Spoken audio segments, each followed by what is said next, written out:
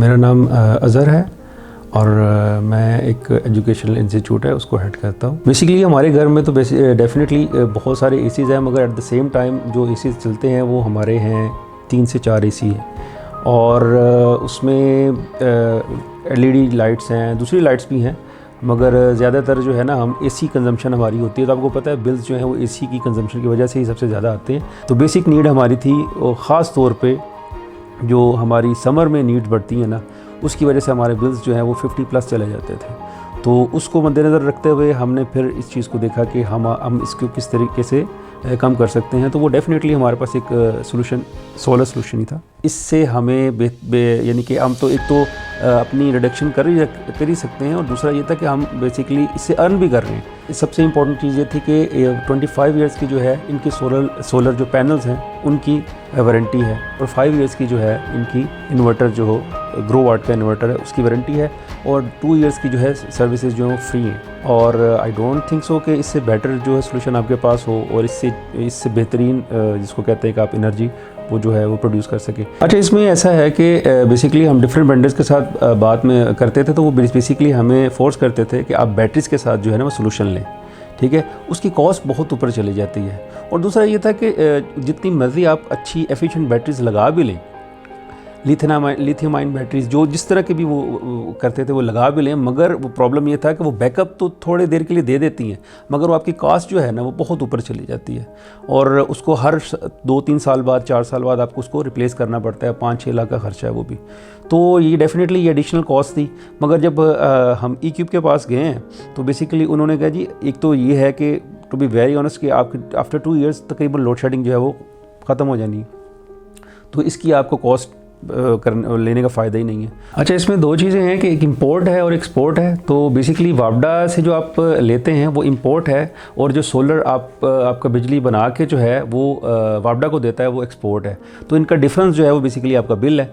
तो इसमें डिफरेंस आमतौर पे तो सोल्यूशन के बाद नेगेटिव में आता है। इट मीन्स कि आप क्रेडिट करते हैं, आपका क्रेडिट होता है वापडा की तरफ। तो ये बहुत पॉजिटिव पॉइंट है कि जो एक्सेसिव एनर्जी जो है वो बनाएंगे, जब इलेक्ट्रिसिटी बनाएंगे वो आप वापडा को सेल कर सकते हैं। तो ये बहुत इंपॉर्टेंट चीज़ है, और इससे आपको बेसिकली फाइनेंशियली भी बड़ी हेल्प होती है। मेरा जो है 12.32 किलोवाट का वो मेरा सिस्टम है, और बेसिकली जब हम इसको परचेज़ करने जा रहे थे तो ये ई-क्यूब वालों ने बताया था कि आपके तकरीबन राउंड अबाउट 50 यूनिट्स बनेंगे, मगर अच्छा यानी कि सनशाइन हो, बेहतरीन हो, तो ये 60+ जो है यूनिट्स बन रहे हैं।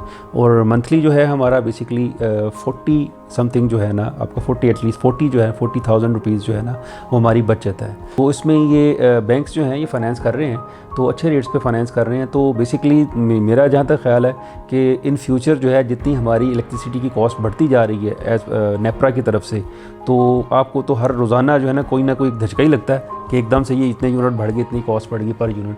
तो मेरा जहाँ तक ख्याल है कि इन फ्यूचर ये हमारी बेसिकली चॉइस नहीं होगी, हमारी नीड होगी। आप चाहे दुनिया में जहाँ बैठे हुए हैं, आप एक ऐप है, आप वो अपनी एंड्रॉयड भी है, आईफोन के ऊपर भी है, तो आप उसको इंस्टॉल करें अपने मोबाइल पे, और वेब एक्सेस भी है इसकी, और वहाँ से बैठ के आप रियल टाइम में जो आपकी बिजली जो है बन रही है, ये कंजप्शन जो भी हो रही है वो आपको रियल टाइम में आपको मिल जाएगी, नज़र आ जाएगी। तो इससे आप डेफिनेटली वो कोई भाव नहीं है, कोई एम्बिग्विटी नहीं है कि कितने यूनिट्स बने हैं और कितने चले गए और कितने, आप रियल टाइम में इसको जो है ना वो देख सकते हैं।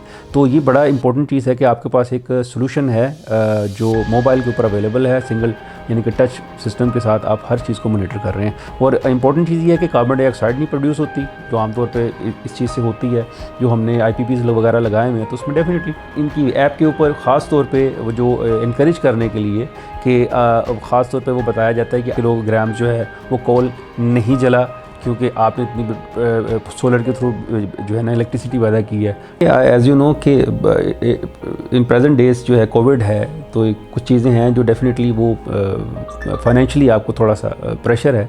तो इसमें ये सोल्यूशन लगाने से ये हुआ कि हमें थोड़ा सा ना जो घर के एक्सपेंसेस हैं उसमें हमें थोड़ी सी वो जो प्रेशर था, वो टेंशन थी, वो थोड़ी ईज़ हुई है। हम वो जो चीज़ बचत हो रही है हमारी, वो हम किसी और जगह पे कंस्ट्रक्टिव पर्पस के लिए लगा सकते हैं। मिसाल के तौर पर कहीं आप चीज़ों को मज़ीद फर्दर बेहतर कर सकते हैं, आप कहीं किसी चीज़ को मिसाल के तौर पर अपनी वैल्यू ऐड कर सकते हैं ज़िंदगी में, वो जो चीज़ की कमी थी, आप इन पैसों से उसमें आप जा सकते हैं। जो इम्पोर्टेंट चीज़ ये है ई क्यूब में, क्योंकि मैं दूसरों वेंडर्स के साथ भी मीटिंग में रहा हूँ, मगर जो ई क्यूब का प्रॉम्प्ट जो है ना आपका रिस्पॉन्स है वो बहुत इंपॉर्टेंट है, वो बहुत बेहतरीन है।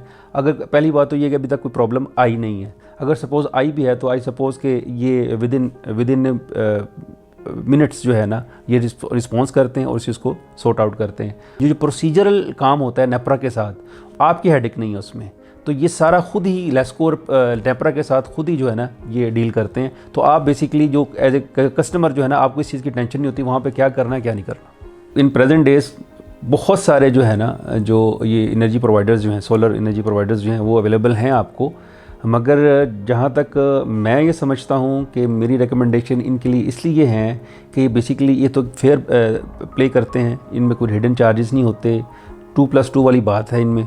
और दूसरी बात ये है कि ये बेसिकली आपके साथ इनका बिहेवियर बहुत ही बेहतरीन है और ये बड़ा ही फ्रेंडली बिहेव करते हैं और बेसिकली ये शो करता है कि ये लॉन्ग टर्म मार्केट में रहने वाले हैं, कोई आने जाने वाले नहीं है, लॉन्ग टर्म खेलने वाले हैं। इस वजह से ये इनका एक प्रोफेशनलिज्म जो है ना ये बताता है कि ये बेसिकली मार्केट के प्लेयर हैं और अच्छे प्लेयर हैं।